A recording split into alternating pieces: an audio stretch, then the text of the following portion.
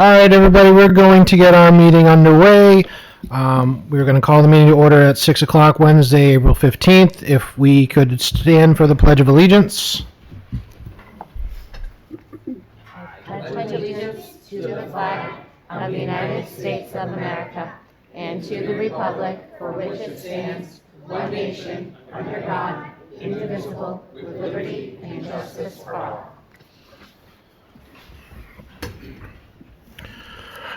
Okay, just so everybody is aware, this meeting is being recorded by Norton Media. If anybody else wishes to record, please just let us know.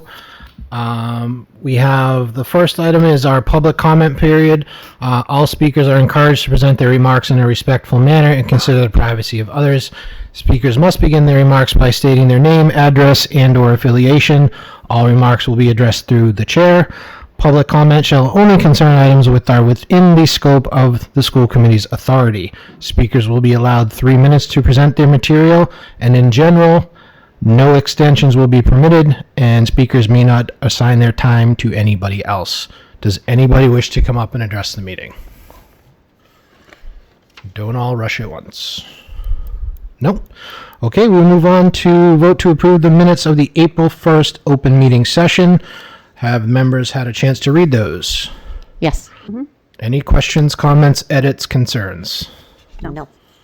Okay, entertain a motion to approve the minutes as presented. So moved. Second. All those in favor? Aye. All right, next is warrants. Justine? I have reviewed the following school expense and payroll warrants. School expense warrant, April 1st, 2026, $496,928.61.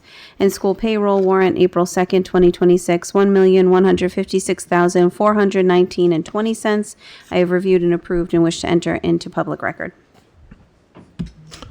Thank you. Next is our student reps, or one of the two. Thank you. Thank you, yeah. How's it going? So I only have two schools today, so it's going to be pretty quick. I know we're all excited to hear what all these guys have to say. So from the high school, things are in gear here at Norton High School. This week, we're having 20 students participating in a week-long pre-apprenticeship program.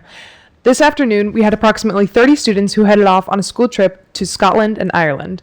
At the end of April vacation week and into the following week, we will have about 20 DECA students who will be attending ICDC competition in Atlanta. This is the largest number of students to ever qualify for nationals. Last Friday, we had the nightclub event, which was sponsored by the music and theater parents, where we had numerous students showcase their musical talents. The art show is coming up on April 28th in the cafeteria from 5:30 to 7:30, and our senior events are coming up in the not-so-distant future. Then from the Yell, to help get ready for Math MCAS, this week is our semifinals of our 2026 ST Math April, oh my gosh, this is a long name, April Arithmetic Absurdity Tournament, where all 15 homerooms are matched up against one another in a bracket-style tournament competition.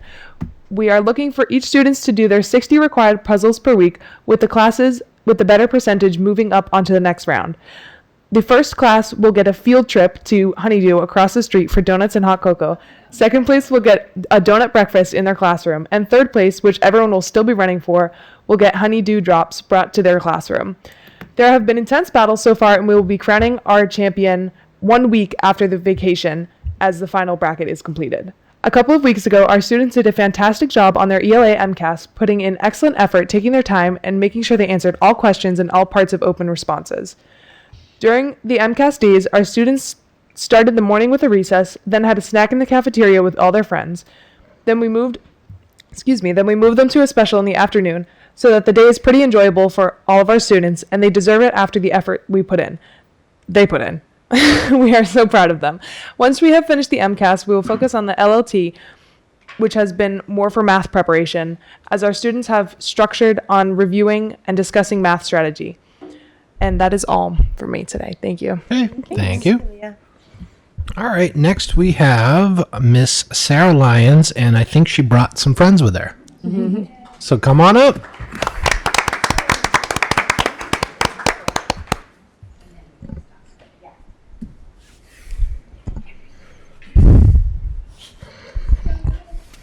Yeah, and I think, okay. Can you hear me? Yes. Yeah. Thank you. Now, I'm too tall. Yeah, stop standing on the stool, Mrs. Lyons. Mr. Higgins, what do you do? What do you do? Look at Mr. Higgins. So we're here. Thank you so much for inviting us in to share Reading Buddies, our program. It's a partnership between some LGN first graders and some members of the senior center in town. And I wrote down a few things so I didn't forget to tell you all the awesome things about it. We call it Reading Buddies, but sometimes we very affectionately call them the grandmas and the grandpas, and we love them. So they'll say, "Are the grandma and grandpa's coming today?" Because it's such a love. It's such a love. And it started before COVID, so a lifetime ago, seemingly, when I was talking to my mom, and she was talking about her now grown grandkids, that she just loved sitting with them and reading and fostering that love for reading. And I said to her, my kids loved it too. Like, it's so mutually beneficial. And I thought, how do I bring this in to my classroom?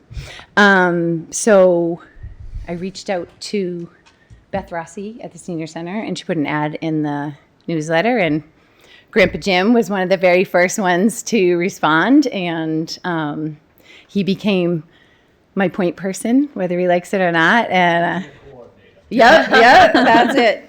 And just a little something about what we do. We meet weekly for the most part. Sometimes half days and vacations get in the way, but and we meet for about an hour. We just met today, so we meet on Wednesdays. We partner read. We read poetry in the garden when it gets nice out. We read nonfiction, we read fiction, we read their stories that they create that they're so proud of. And one of the fun things that we did this year is we were learning how to write how-to pieces, and we wrote how to make lemonade. And so then when the Reading Buddies came in, they read their how to make lemonade, and the Reading Buddies we had all the ingredients, and they had to follow the directions to see if they wrote all of the steps right. And so these are some of the sweet pictures. There's so many sweet moments. We play a lot of games. You can see one of the favorites is headbands, where we put like, you put a sentence on your head so you can't see it. The other person has to read the sentence, and then you have to write the sentence. So that's a hoot to walk into with everybody with headbands on. But this is last June when Grandpa Jim turned 80. And so we all had to do the birthday boogie with him, and so we celebrate everything. And that's really what I want to leave you with. This is such a win-win for everybody. It's just such a wonderful program. It's only an hour a week. We wish we could have more. And just beautiful relationships are built, and we're really actually sad when it's over. But then we get to start again in the fall and do it all over again. So we have a couple more people that wanted to just kind of give their perspective on it. And then we have four special friends that want to share something, one of their favorite things. The floor is yours. Yeah. All right. So do you guys want to go next? I'm Grandpa Jim. Grandpa Jim. And I started with Sarah 5 years ago.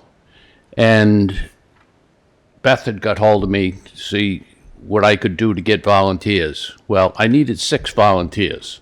I ended up with 25. Wow. So I had to do some picking and choosing and time scheduling and everything. And then a couple years later, after COVID, we had 2 sessions. We had 3rd grade and 1st grade. But really what I wanted to say today is how impressed I am with Sarah Lyons. She gets this thing so organized. I don't know where she gets the time to get it organized, but when we come in that classroom at 10:15, we're working. When we leave at 11:15, it's like, you got 2 minutes to clean up, get out ready, because the kids are going to go to lunch. And they're marching out the door at 11:15. I don't know how she does it, but she does it. And for me, it's the best hour of the week. I just love being with these children. They're so positive, they're so joyful, and these kids have got great parents because it reflects in them. So, for all that, I just thank you for letting us do it. I don't know how it all started, but I'm glad, and I hope it comes on for a few more years. I'm 81 now. How many more years can I do it? I don't know, but it's going to be a few. Thank you. Thanks. Thank you. Okay, I'm Paul Ruazzi. I've been in Norton now for 9 years. I want to thank Jim for making me part of this group. You know, as we get to be our age, and I won't tell you what mine is now, it's kind of scary, we're looking for things to do and be productive. And I'll tell you one thing, when you're with children, they test your mettle.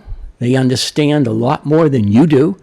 And I've learned a lot, and every day I come, I just enjoy being around them. They're wonderful kids, great manners, follow Mrs. Lyons to the T. And, you know, in the end, you know, reading develops power for a kid as they grow up. I notice that my own grandchildren, I've got 8, and the ones that read, the ones that kind of a little lazy about it, but the ones that read are really becoming really good writers and understand how to put sentences together and do those things. So in the end, this has been great for me. It's added some, but most importantly, it's great for the kids. These guys are all, they have something to offer. I'm looking forward to maybe catching up with them in about, few more years, because boy, time flies, as you know. So thank you for allowing me to do this. Thank you, Mrs. Lyons, Jim Conway. And would you build a larger entryway of the school for this guy who was principal? Naturally, I said, are you the principal or you're a basketball player? But anyways, thank you. This is a great program. Continue to support it, and it really works. Thank you. Thank you. Hi, good evening. I'm Hello. Ann Coulter, otherwise known as Miss Annie. This is my favorite hour of the week. I get to know the kids, and they so look forward to seeing us. It's a wonderful boost. I think what I'm hoping that it impresses on them is that these adults come in and give us an hour once a week to spend on reading. And because reading is so important, I hope they get that impression that, wow, reading is that important. They read to us, we read to them. They write their own stories that they're very proud of. I'm amazed. When I was in first grade, we never learned. Today we learned metamorphosis. Okay. It's I couldn't even say that word when I was in the first grade. So it's fun, it's rewarding, and it's very worthwhile. I'm thrilled to be able to do it. So thank you. Thank you. you. We have some firsty friends sharing a. We need a stool.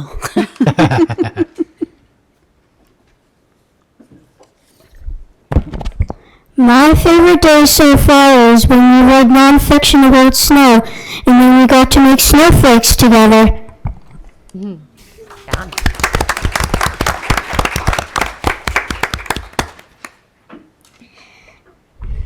My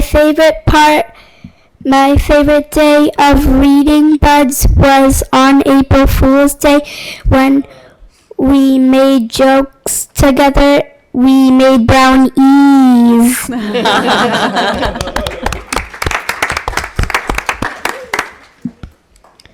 I love reading buddies so much because they are kind, funny, generous, and joyful. They help us when we get stuck on words. They make me laugh and feel happy.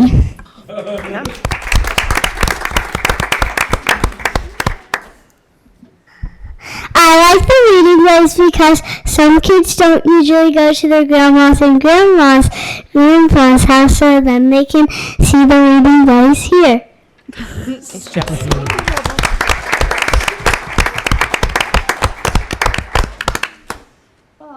thank you so much for having us. This was a treat. This was a treat. So thanks for sharing, and I love this program. So thank you everybody for coming. This is why, when Jen and I had a discussion a couple years ago to bring something else to our meetings, this is what it is. This is what we're looking for, because we can sit up here as a committee and go through the budget and go through the policies, and it's very, it's the same thing. So we wanted to bring something like this, and this is what we're looking for. We're peeling back what we see in our schools to something that, it's a generational connection, for kids and their grandparents. And these are the things we love to see as a committee. Me personally, I won't speak for them, but I'm sure they'll agree with me. This is the good things we show that we want our schools to do. So this is the epitome of why we have our student spotlights. Thank you, Mrs. Lyons and friends and grandparents, for coming and sharing your stories with us.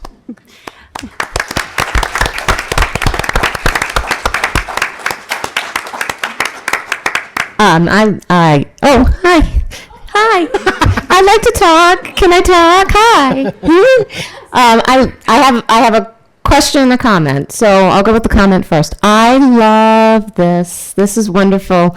At my school district, we used to do something on this line with the second graders, and they would, one class at a time, would take a field trip over to the Council on Aging directly, and we would partner them up, and they would read and do a craft and kind of spend the morning with them and do their activities like chair exercises and all of that. And then, they'd have a snack and we'd go back to school.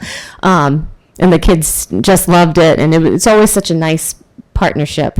So I love that we're doing something like that here in Norton. You have some very smart cookies there. I mean, listen to some of those words that we were talking about, huh? Feeling joyful. That was great. It was nice meeting all of you too. So I guess my question is, especially what struck me was Miss Annie when she was talking. Oh no, it wasn't Miss Annie. It was. But you were great too. Our second gentleman was talking about how, he's hoping that maybe he can catch up with them in a few years. So you said that this program's been going on for a bit. Has there ever been like a repairing of, where are the kids now? Or, just wonder if, which I know that's kind of a carryover maybe to the Yell, but I just wonder if there would be some way of doing like a reunion or something. I think that could be really sweet or fun. Yes, I totally agree. It would entail sort of digging through old emails because, people have kind of come and gone through the program.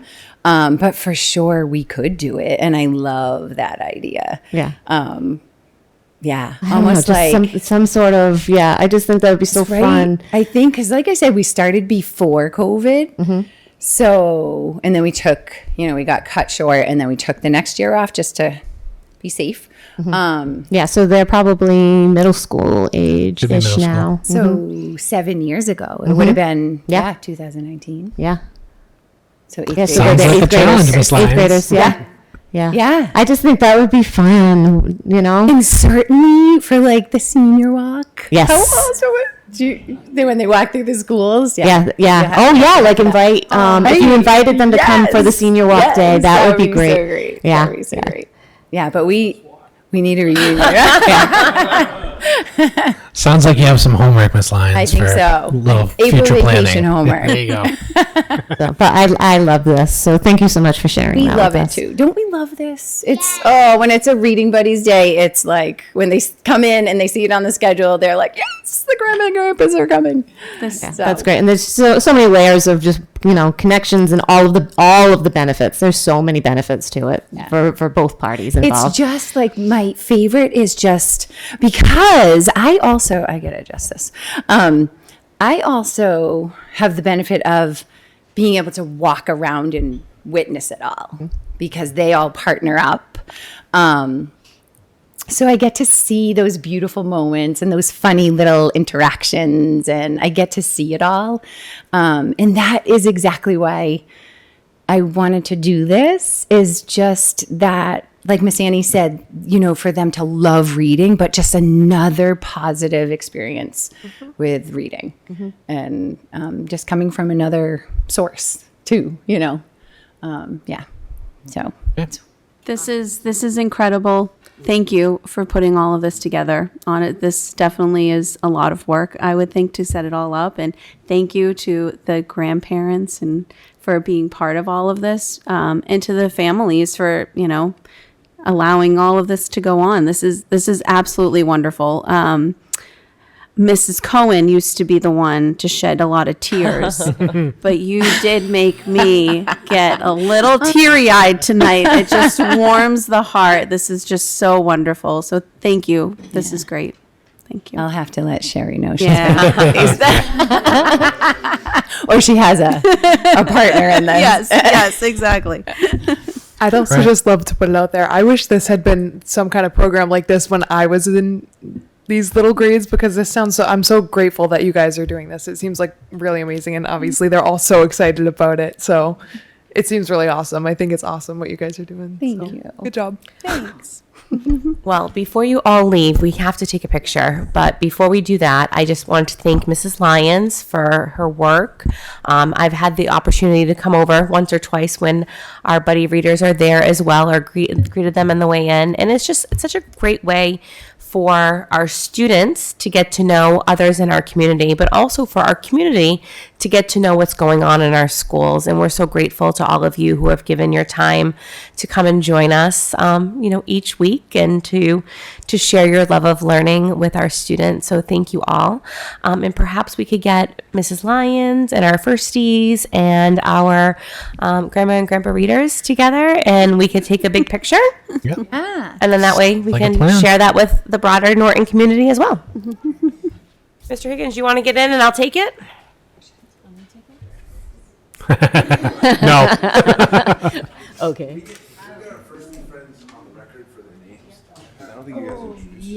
Oh yes, yes. My name is Cam. My name is Kayla. My name is James. My name is Grace. Good job.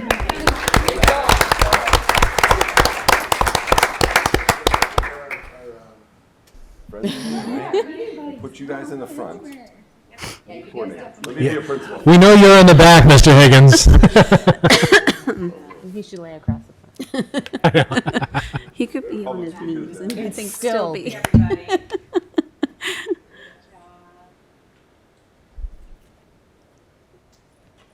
Thank you all so much for coming out.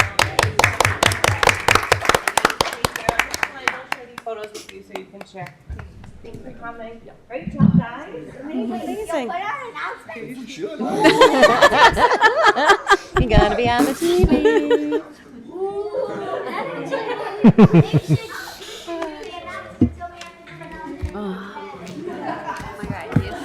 Oh, he's adorable. Thank you. You are all Appreciate it. welcome to leave. There's no reason. Yeah, the fun. That's the fun stuff. So You're also welcome to stay, but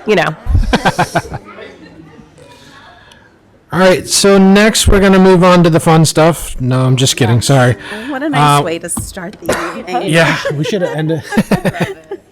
All right, next we have our first reading for gifts and solicitations by staff policy revision. Dr. O'Neill. All right, as you said, this is the fun stuff. So, recently, Massachusetts changed some of the laws and regulations around school fundraising. So, I have 3 policies here for us tonight that ultimately we're kind of adding the same components to each of these 3 policies. So, this first policy is GBEBC, gifts to and solicitations by staff.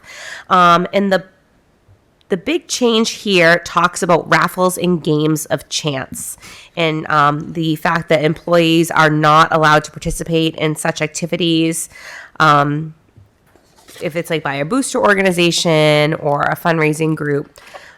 So that is new Massachusetts regulations. And then we also added that all gifts and donations must be accepted by a vote of the school committee, which is something that we do anyway. And it's present in some of our other policies, but it was just missing in this particular one here. So are there any questions? And again, tonight is just the first reading on this. So just for clarity on this first one, so can our like whatever organization is raising funds, can they have something like say, I'm assuming this would be like a scratch ticket raffle is considered a game of chance. So does that mean staff can't buy a chance in that, or I'm just looking for clarity? Yeah. So But the PTOs could still hold that type of fundraiser. yes, we'll get to that in a future policy. But ultimately, staff is really not able to participate. Okay. What if they're the parent of a kid in district? You still can't?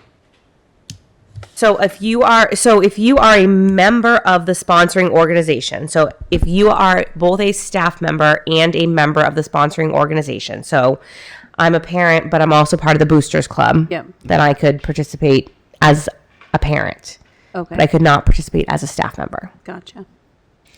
And it's not Aaron and I or Christine and I being picky about this. It's just unfortunately the state. Yeah. Yeah. I figured that's why these were here. Yeah. Something. And various groups hold fundraisers that very much such as the Cook City Pub and Chateau. So Correct. again, just looking for that clarity. So Clear as mud, right? Yeah, clear as mud. So like say, Need is doing a raffle at Goat City. If you're a teacher, can you not buy a raffle ticket because that money is going to the schools? Clear as mud. So we as an entity cannot organize a raffle or game of chance. So Norton as a district could not do that. Yep, that makes sense. And employees, Yeah. so The employee I part. am just an employee. I'm not anybody else. Right. I would not be able to participate in the activity. Personally, I would not be able to buy a raffle because I But, work like, for the town. You could as a non-employee, but like, Right, but like but Aaron could- Mrs. Lyons can't buy a raffle ticket at the Goat City for the Need raffle. Sounds like no. Correct. That's what I wanted to confirm. Thank you. What about auctions? I would say so. Raffles and games of chance are not an auction. Correct. Because as my husband likes to remind me, just because you pay more than anybody else, it doesn't mean you won something. I got it right. I got the price right. I win. Okay. He's like, you paid more than anyone else on eBay. That's not So winning. at this moment in time, auctions are exempt from this because they are not considered a raffle or a game of chance. I would not go so far to say they are exempt. I would just say they do not. They're not fall included. under- They're not under the purview of the current They are not policy. considered a raffle or game of chance. Okay. But in theory, if an auction item is a gift packet of scratch tickets, then yes. They should not be bidding on the Correct. package. Okay. Awesome. Okay. Got it. All right, next. Okay, next, moving on in the agenda, this is policy JJE, student fundraising activities. So this is where a lot of things have changed. So ultimately, the new state regulations focus simply around support organizations. So thinking about boosters, parent groups, places like Need, and how we as a district are meant to oversee these organizational groups. So ultimately, any student recognized or unrecognized support organization wishing to fundraise, including crowdfunding, must first gain prior approval from the superintendent or designee. So for most of the sporting groups, boosters, that designee would be Mr. Sumner, who is our athletic director. And then I think Need's a great example. Typically, I get emails and saying, hey, we're going to do this. Are you okay with that? Just something as simple as that. And then I believe the parent boards really work with the school principals in order to organize fundraising activities. So basically, when you are fundraising on behalf of Norton Public Schools, you are using the name Norton Public Schools most of the time, or you're saying Norton Basketball, Norton, JCS, SPO. We are responsible for ensuring that the activity has been approved. It's not excessive. It's appropriate and kind of conforms with our values. and that we are making sure that students are safe in that process of fundraising. So, for example, like this talks about door-to-door fundraising is strongly encouraged. The importance of adult supervision within fundraising. Participation in fundraising activity shall be strictly voluntary. No student shall be required to engage in fundraising as a condition of participation in any sport or other fundraise or any other school activity. Students are prohibited from participating in the sale or raffle of alcohol. So again, this goes back to if you're doing a raffle and it's a basket of scratch tickets, you also can't do an alcohol basket. And that students and student groups are not able to organize raffles or games of chance in terms of purchasing tickets for those such games. So ultimately, it's the raffles and games of chance that are changing all of these things here. State law does not allow students or student groups to do raffles or games of chance. So, the student council, Norton High School Student Council, could not do a raffle for prom tickets. They could not do a raffle for What about like Super Bowl squares? What would that fall under? that's a raffle. That's a game of chance. Or game of chance. Yeah. So, however, a parent group, they have different regulations. Okay. So it really ends up being like students when you really think, because they're minors. And so they shouldn't, they can't be sell. participating. Gambling.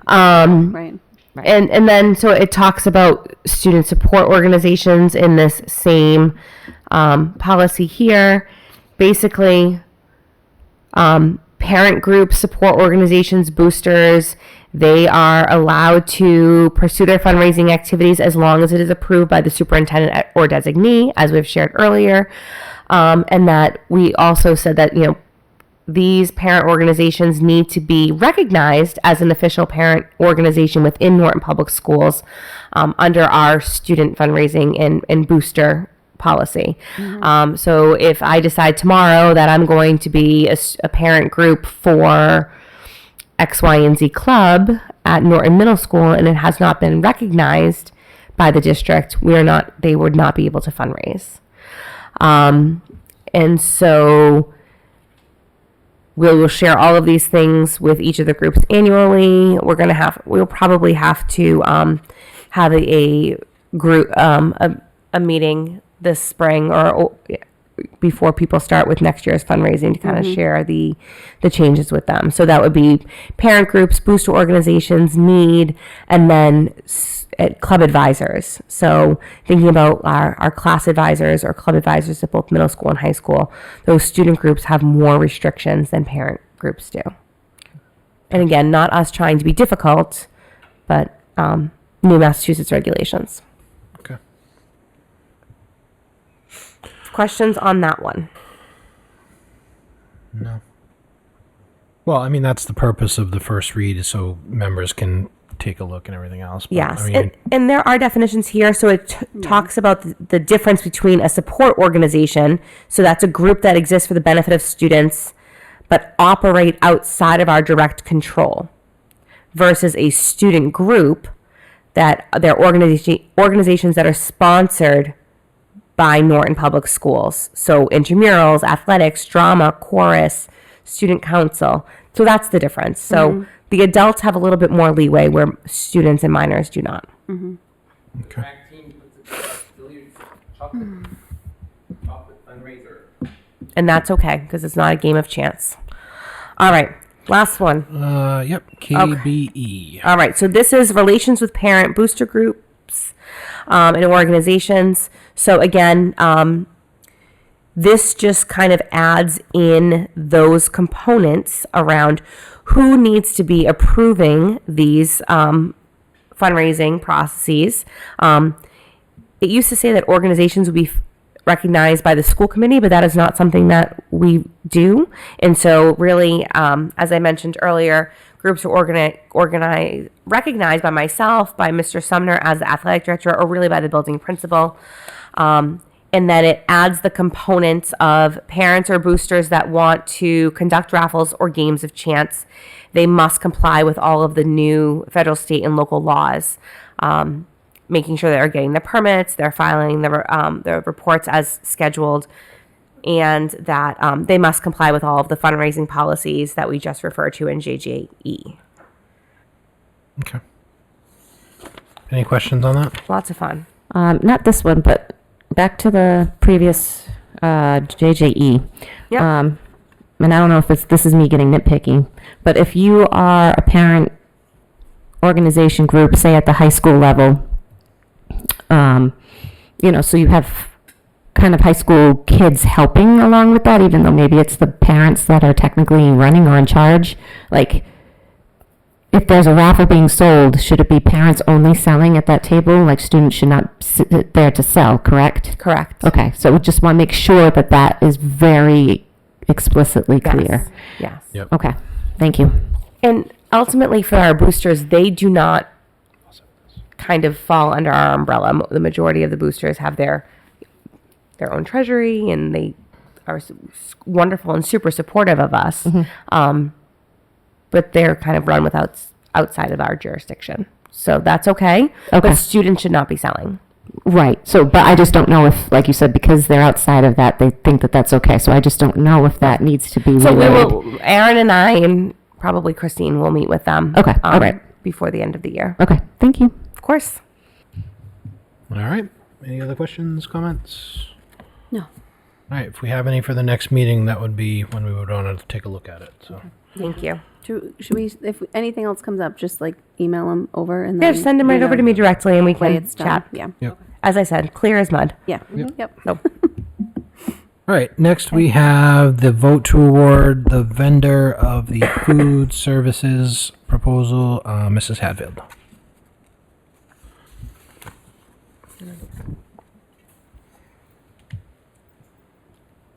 All right, great. Thanks, Pam. So this is just a brief overview that we did some slides, just to give you a little background, because the request for proposal process is very cumbersome and it took several months. So before we went on to the award vote, we just wanted to give you a little history. So the National School Lunch Program is administered by the Department of Agriculture, which is the federal level, and DESE is on representing the state level. So the reason we're bringing this up is because 4 years ago, the USDA required DESE to create a statewide template for the RFP, which it has been challenging because not every district in Massachusetts fits the same mold, I guess, to put nicely. So in doing so, everything that you do has to be completed in a template that's online on the DESE portal, and then DESE reviews it. Then it gets released once they approve it, and then you can send it out for the RFP. Thanks. So in the process, you for the non-price proposals, we needed an evaluation committee. Typically, it's around 3 to 5 members. We're on the smaller district side, so we had 3 evaluators. We had Brian here. We had Marty Gagan, the Yale principal, and Dan, the school committee chair. And I was the CPO, which is the procurement officer for the school district, and the facilitator that ran the RFP. So for the non-price portion of the proposal, DESE has 9 comparative criteria that the evaluators had to go through. This is the list here. It's general experience, reference satisfaction, operations, experience of the food service director, the proposed menus, marketing and merchandising, financial stability, employee training, and student participation. And this is just the process to award the food service management company. So you start with the RFP submission, which went out on February 17th. And they are to submit a non-price and a price proposal in 2 separate envelopes. And the non-price proposal is what the evaluation committee reviewed. And they rank each category that I just listed before under 4 different rankings, which is highly advantageous, advantageous, and not advantageous and unacceptable. And each one of those categories is ranked by a point value. And then it goes to an overall ranking, which in DESI's template, because it's not always like this when you do the RFPs, anybody that hits the certain point value range ends up in the highly contagious category. So here, if they got between 31 and 36 points overall, they moved automatically to the price proposal. If you were below that, which would rank to advantageous or not advantageous, you wouldn't move on to the next round of opening the price proposal. So if you got to the price proposal, then it would be the guaranteed return. So it's the reverse of the bid process versus the lowest. It would be the highest return that we would receive, and also administrative and management fee if that were to be a tie. One following along, everyone get No, that? this is a process. It is, yeah.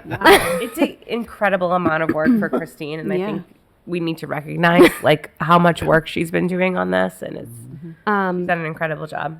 So Norton Public Schools had 7 vendors attend the pre-proposal conference, which is part of the first non-price proposal section. Every single vendor had to come and do a facilities tour of all 5 schools. We were kind of lucky that it fell during the snowstorm, so there weren't students in the building, which was very helpful when giving the tours. So 7 total vendors showed up for the pre-proposal conference, and in the end, 5 vendors submitted their proposals, which were due on March 20th at 10 a.m. And those were Aramark, Chartwell School Dining, Jonan Foods, and Whitson's in Ordo, but they were unfortunately disqualified because of the late submission.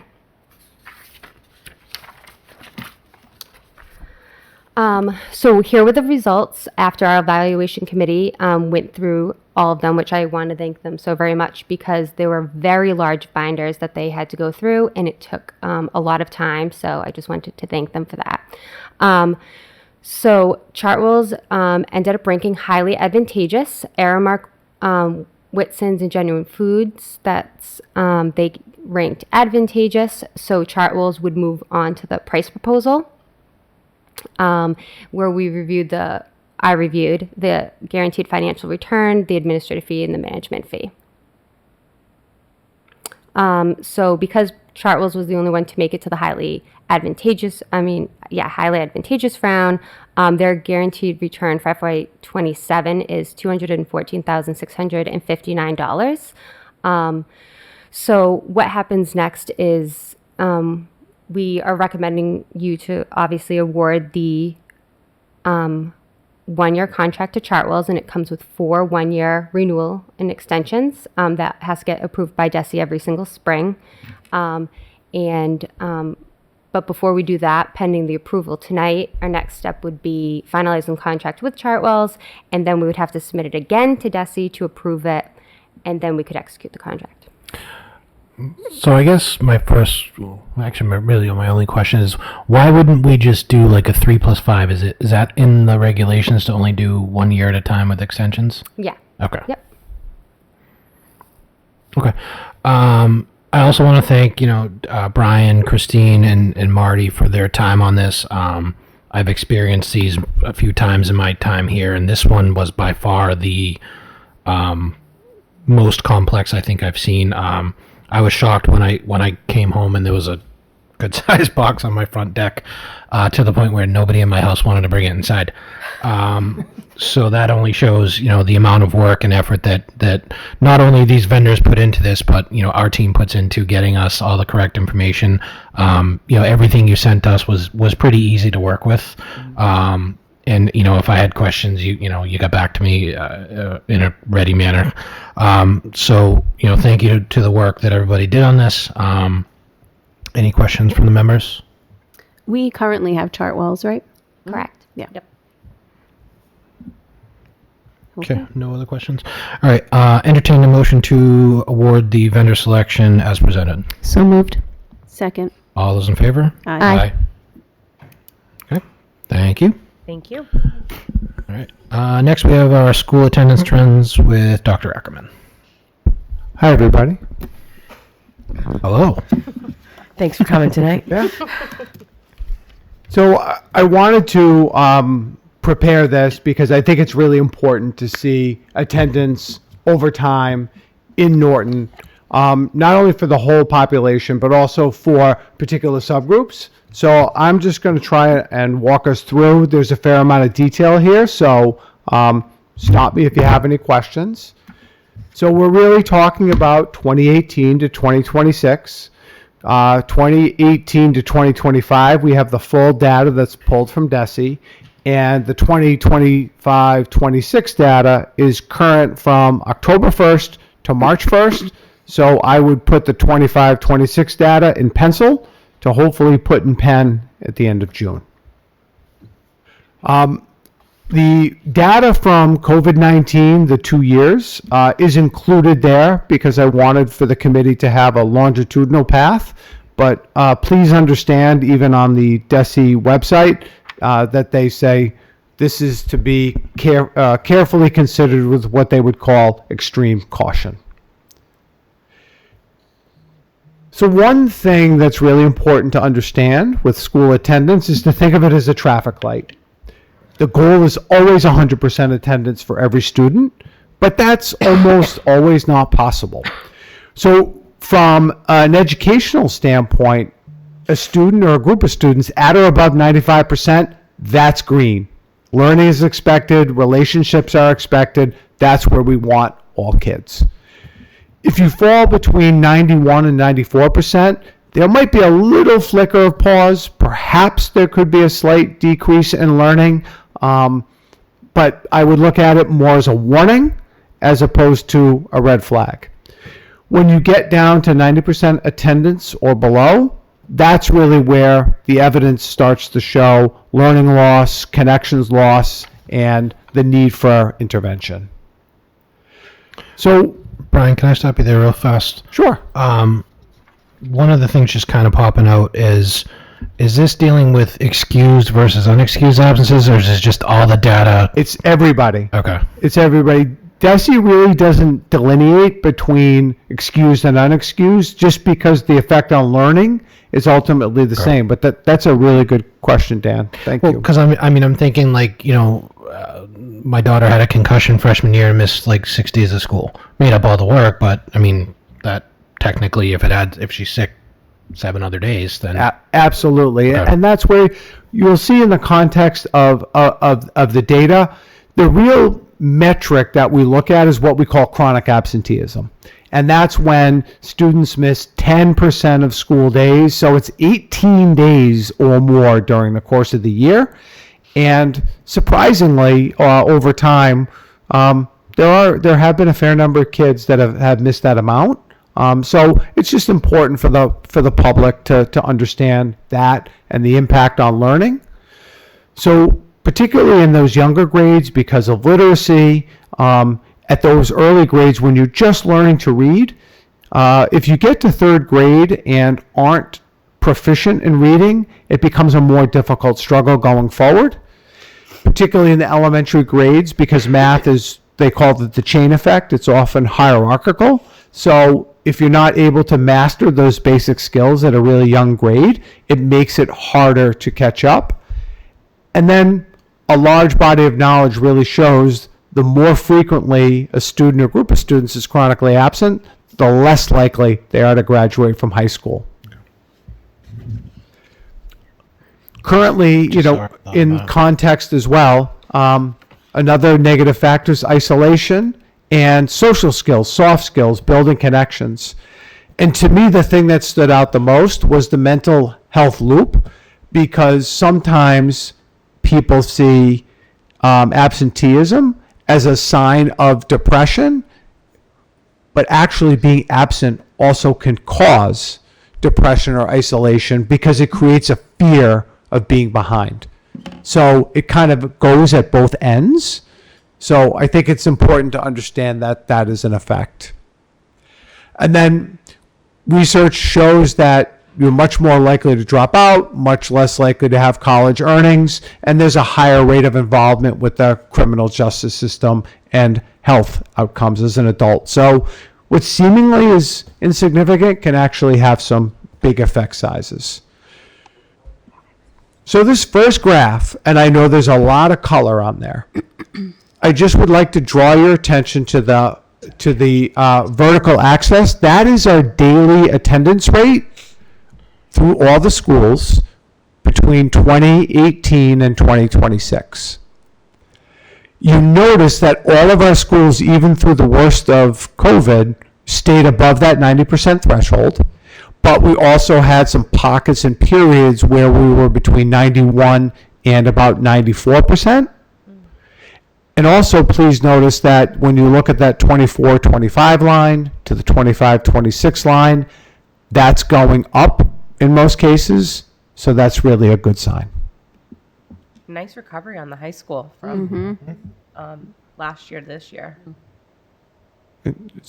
It's like a It's been striking example. So, speaking of the high school, like, I know, what's the time, like, if they come in after, is it like 8 o'clock, it's considered an absence even though they might still be present, or? that would be tardy. Okay. Yeah, they're absent if they miss more than 50% of the school day. Okay.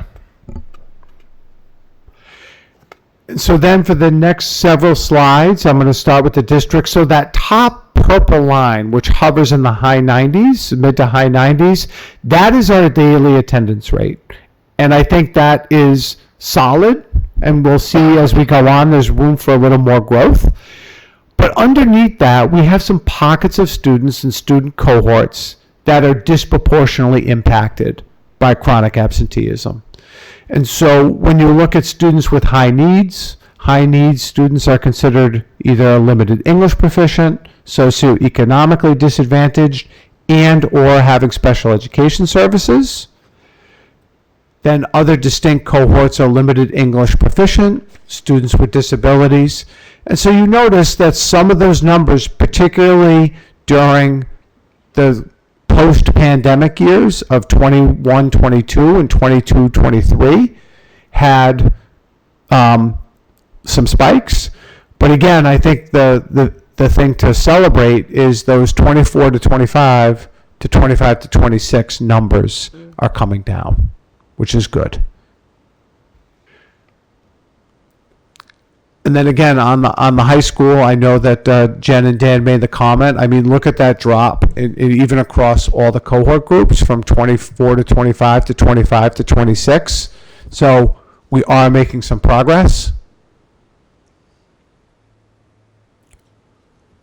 When you're breaking out the categories at the bottom there, Yes.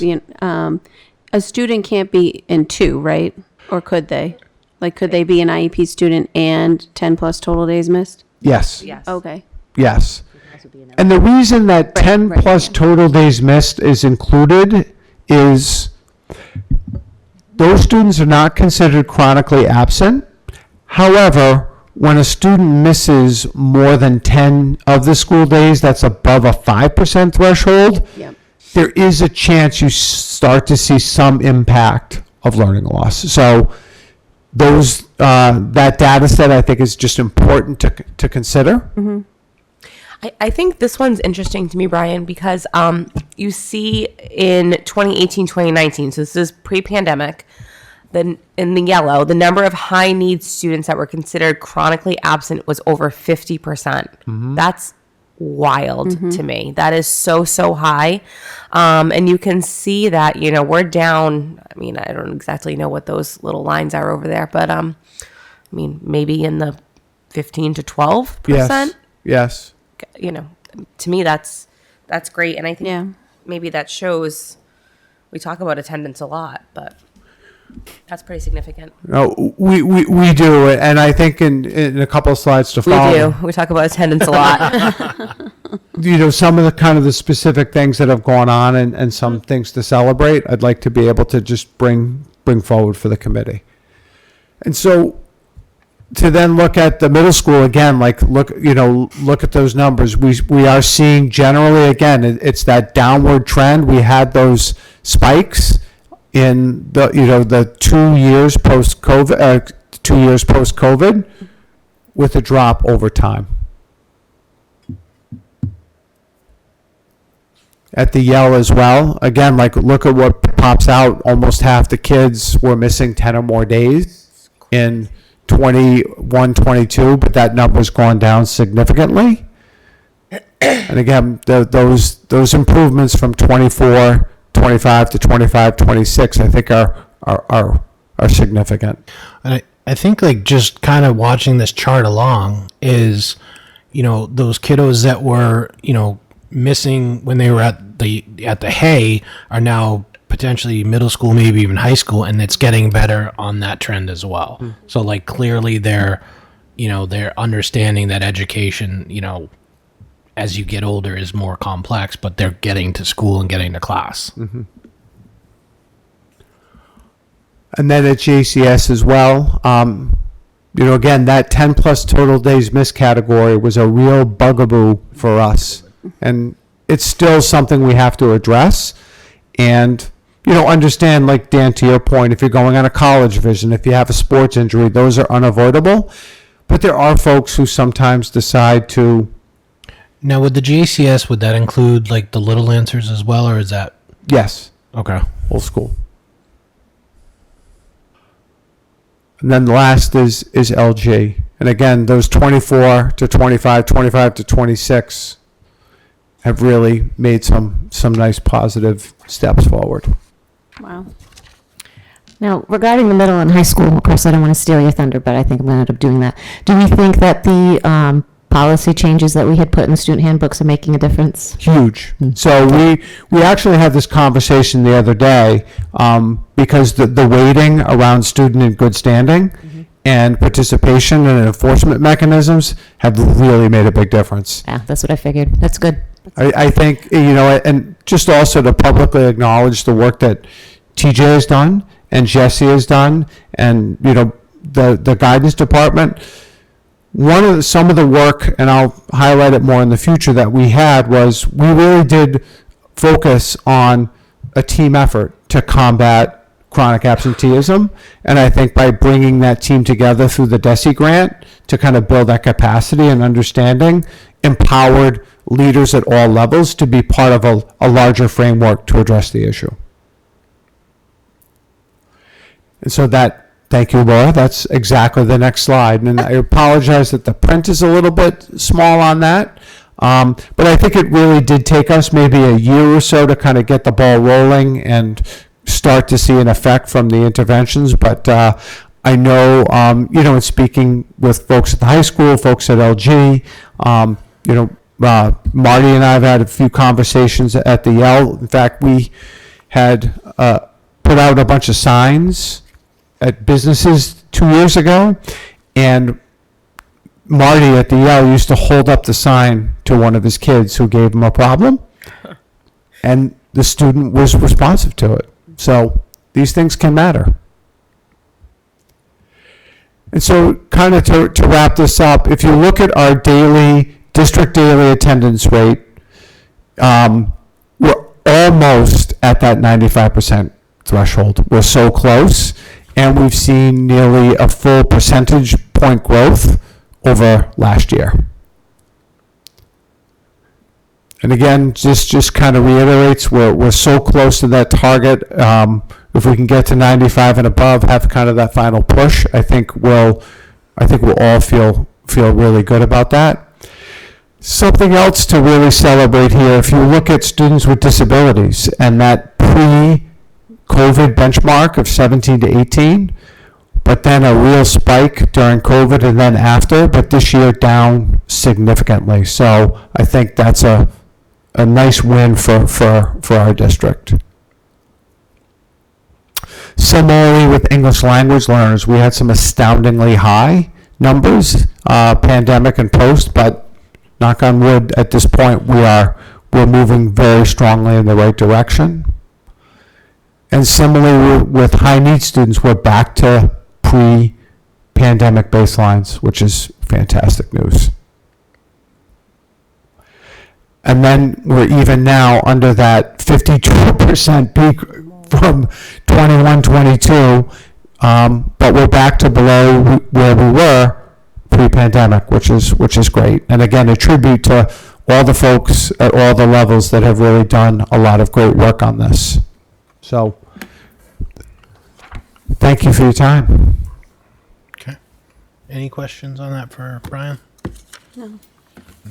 It's good. Thank you. Thank you Nice for work everyone. on that, Brian. Yeah. Thank you. No, Brian, thank you so much for doing this. I had, asked him because, as I said, we talk about attendance all the time. And so to be able to see some of those numbers out there was great.